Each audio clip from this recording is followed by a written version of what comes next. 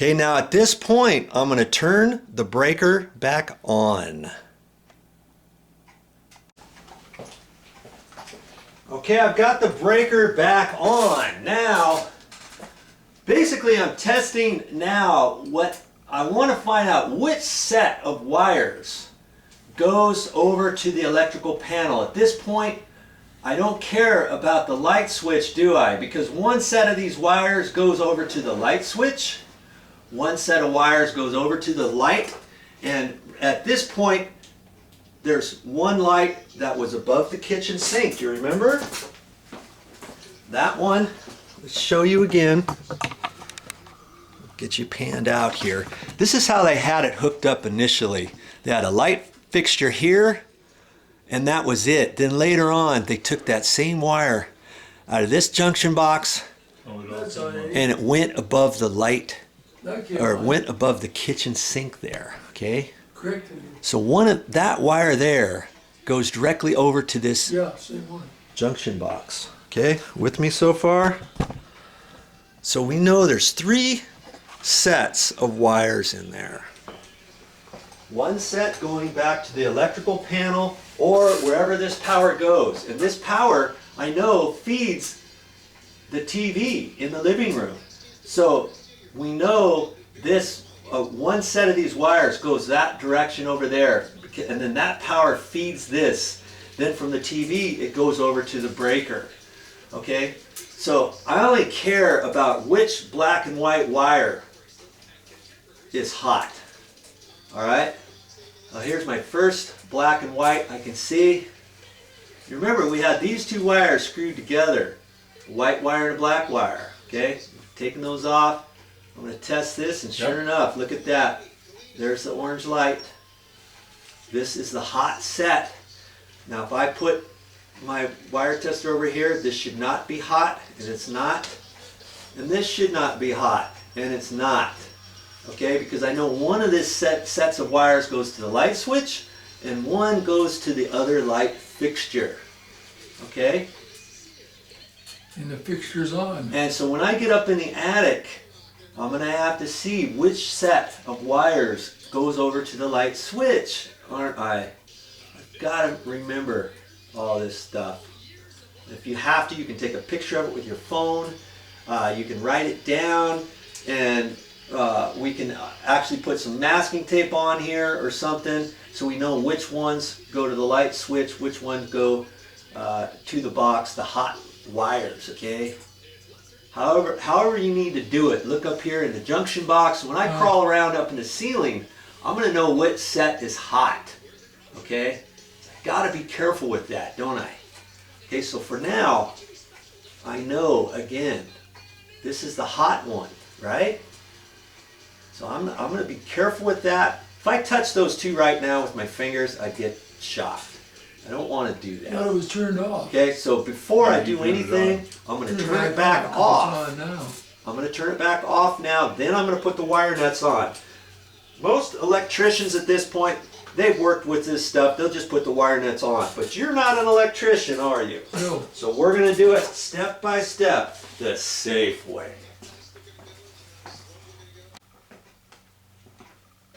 Okay, so off went the TV. I know that power's off. And I know it was these 2 wires right here. And this one's got a little curly Q in it.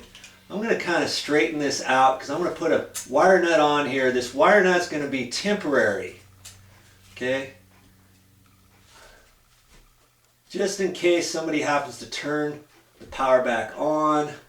Or at this point, if I want to turn the power back on after I get the wire nuts on, I could. This will also remind me which wire, which cable up here is hot. Boy, that wire nut's not fitting on there. It's twisting off. You see, these are old, and this one probably went and connected 2 or 3 wires before, and now it's just spinning. And it's not on there at all. I have to get another wire nut. You always want to check your wire nuts and make sure you've got something that's working properly. Yeah, I guess I'll have to find a wire nut because I've got red wire nuts and yellows. And see, that was in orange, and the orange is the smallest. I get them at home, eh? Okay, you see here, the orange is actually is a smaller opening in here than the yellow. First you got orange, then yellow, then red. Red is if you're gonna connect 3 or 4 wires together. See how big the hole is in there? And the yellow, sometimes you can get a yellow to work, but this is a rubber one. It's not the hard plastic ones like this. And I know there's no way that's gonna work up there. Okay, so I brought some along with me. Whenever you're doing electrical, don't make the assumption that you're going to use your old wire nuts and stuff. Get some new ones and do it right. I've got a new yellow one, and chances are that one's going to hold up there. Let's see. It should hold. I think that one's nice and tight. Okay, so I know now this is the hot. If I had some masking tape, I could put some masking tape over there too, but I wanted to keep the ends off, just in case they want to keep watching TV here, in case you want the light on in a different room or whatever. Okay, so now at this point, this is a metal junction box up here. And in the old days, they ran everything with metal. I know the power's still off, okay? So I can work up in here. It's always nice to keep the power off. I'm basically telling you to do this in case somebody turns the breaker back on, and for you to isolate those wires so that you know where those are gonna go, okay? Now see, that was just a clamp that was held up there, and that kind of cinches down on top of these cables to keep everything tight inside a metal box. Plastic boxes, they do it a little bit differently. They run them in the box and they staple everything within 6 inches of the box up against the joist. Now, I don't know what the code was back 50 years ago. I think they just strapped it here and then they stapled it wherever. I don't know if it was a code of a 6-inch code or not. Okay, there's my other bracket. And do I have my clear glasses on? No, I don't. I almost got some stuff in my eyeball. I didn't. Okay. So now at this point, sooner or later, I know I'm going to have to go up into the attic. Poor thing. Got to get back up there again. Okay, now I got this loose. I can just push this back up through the box, can't I? Yeah. I can do that. And I can do the same thing with this one. Just straighten it out so it's going to push up. And see, that one's going across that way. And my guess is, and I can't really push that, it's probably stapled right along a ceiling joist here. And I'll bet you that one goes over to the other light above the kitchen sink. Yeah, it's moving right now. Yeah, I can move. It's moving a little bit because it's probably stapled back here, and I'm kind of pushing it up. I'm guessing this one goes back to the light switch, but I don't know that. I don't know that for sure just yet. So I'm not going to like cut these wires or anything. I'm just going to push them back this way.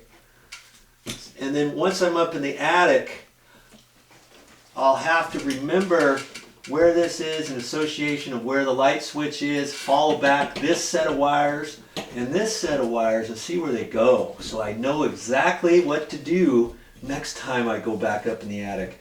I've got to go up there a couple times now. Sheesh. Okay. I'm going to push that up in there. Like that. Bye-bye. One wire gone. Ultimately, I'm going to have to push this one up through there. You know, that's going to be the power one. And if I don't isolate it somehow, I can't push it through with these wire nuts now, can I?